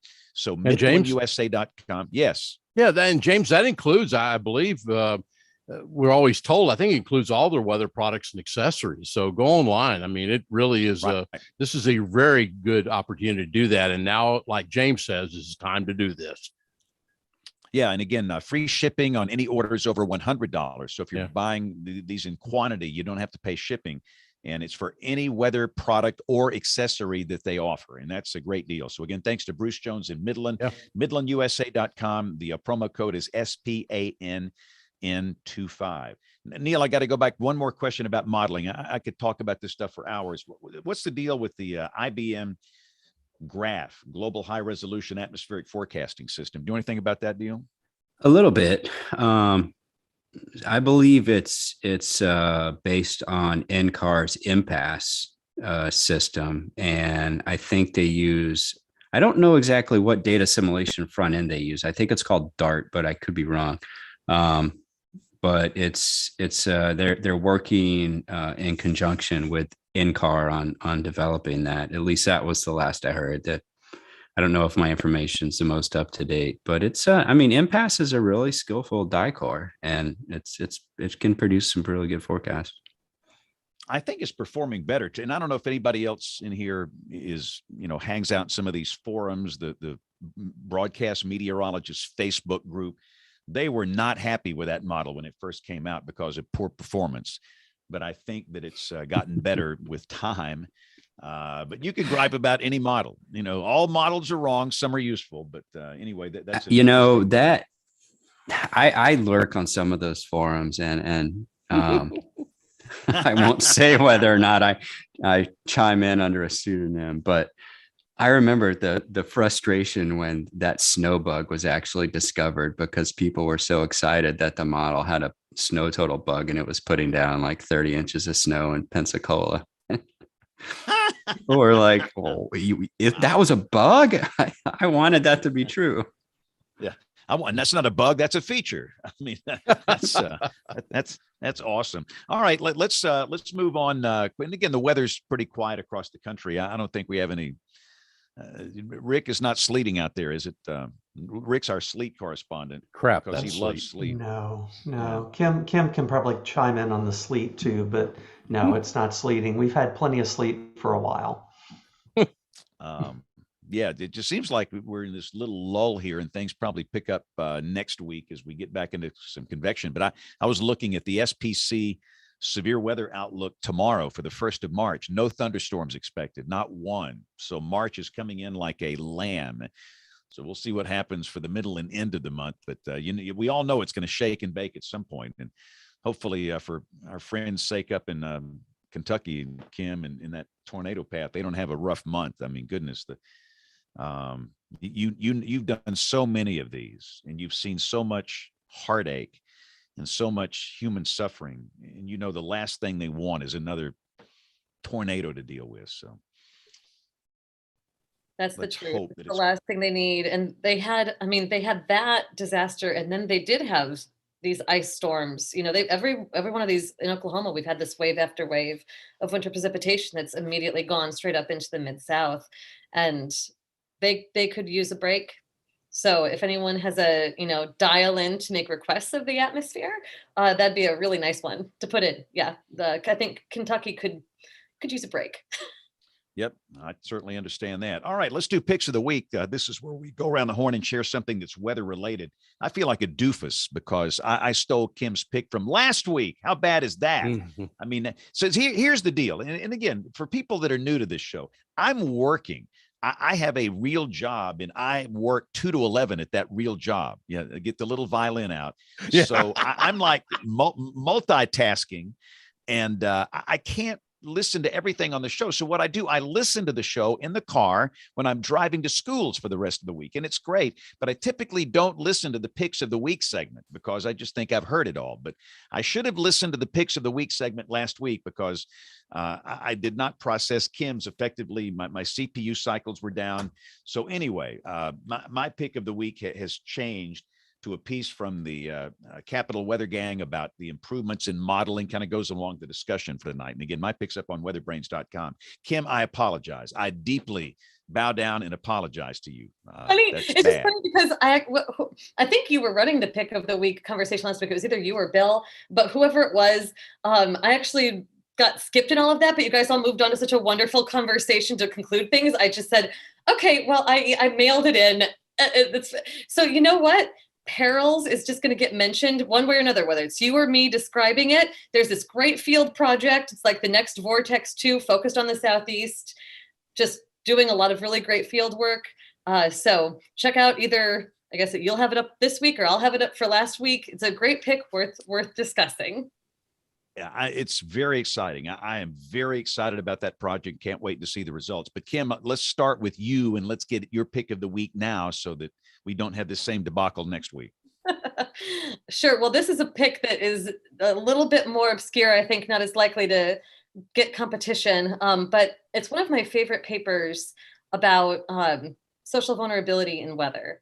And it's from 2012, but it's like sort of a classic by one of our colleagues, Heather Lazarus, and some other sociologists and so on, but Heather's at NCAR. And what it's about is looking at people that you classically, like groups of people that you think of as the vulnerable populations. And she's looking specifically at hurricanes, but she's asking the question, are these people just hopelessly vulnerable? Like we kind of classify people as, poor or whatever, and it makes it sound like they're so helpless, but are they? And I always think about this paper when I'm out doing field work like this, like when I was with the gentleman I was talking about who I was walking down that road with, and he does not see himself that way as vulnerable. And the more that he talked about what they were doing during the event. I mean, everyone on the street gathered together to get all the children in the street into the safest house and to put mattresses around them. And they were preparing ahead of time. And because they were connected together, they could share resources and make things happen. And we tend to not see the value of the social fabric and the ways people can be empowered through things like their relationships with each other. And it's through this that we see that, we say in the social sciences, things like warnings are a social process, not just a technology. This is part of what we mean. It's people transmitting information, mobilizing information, and coming together. And I just think it's if you want to have another way to think about vulnerability. I know, especially in the Weather Service right now, it's a really big topic of conversation because it's an administration priority. If you want another way to think about it, this is a lovely paper. So very, very recommended. Excellent. Again, we'll put that link up on weatherbrains.com. Rick Smith, what do you have for us this week? Gosh, mine is very simple and plain compared to that. That's a great pick, Kim. But mine is just something that when I fire up my computer in the morning and all my tabs open up, this is one of my tabs this time of year. This is just a simple kind of a hidden page from the SPC where you can get all 8 days of the severe weather outlooks just at a glance. So you can see all 8 days, day 1, 2, 3, 4, 5, 6, 7, 8. They're all at once. And I look at it just to kind of see what they're thinking 8 days out. And if there's a predictability too low out on the day 4 through 8, or even an area drawn out, it's a sign for me to go check it out more. But it's very simple, but it's just something you can bookmark and look at anytime just to get a quick overview of what the SPC is thinking. Simple picks the best. That is a great pick. Thank you, Rick. Troy, what you got for us this week? I know you'll enjoy this one, but James, please hit the siren for me. All I got is a foghorn, man. There you go. The siren. Yeah. Okay. I got no siren. I got a foghorn. I like it. All right, Neil, what's your pick of the week? And by the way, who's going to be the next director of the National Weather Service? Neil knows this stuff. And he I does. think he should share with the group. I don't know. They've got a bunch of good qualified candidates. That means he knows. He's just not going to tell us. But no, what's your pick of the week? Go. My pick of the week is the Unified Forecast System website, ufscommunity.org. It's your one-stop shop for all the community modeling. You can get to the EPIC website. You can get to all the GitHub code releases. You can get to the tutorials, the graduate student tests, you name it, it's all there. That's a great pick. And again, Neil, thanks for answering our questions and letting us talk to you tonight. It was a treasure trove. You were national treasures. It's great. And a lot of the mysteries have been unlocked tonight. Of course, there's always going to be mysteries in numerical weather prediction, but thanks a lot for taking the time to answer all the questions. And thanks to you for listening. We're typically here Monday nights at 8 o'clock Eastern, 7 o'clock Central. A lot of people that watch on the YouTube side, they kind of gather at live.bigbrainsmedia.com and they go to the chat session that's on YouTube. But we know that most of you listen, and we thank you for that. If you would like to get in touch with us, the email address, it is email@weatherbrains.com. And all the show notes, all of our picks of the week will be up on the website, weatherbrains.com as well. So on behalf of the entire WeatherBrains crew, I'm James Spann. Thanks for listening. Have a great week and God bless. Great show, Neil. Thank you for doing this. Thank you, Neil. Awesome. That was a ton of fun. Thank you. Great.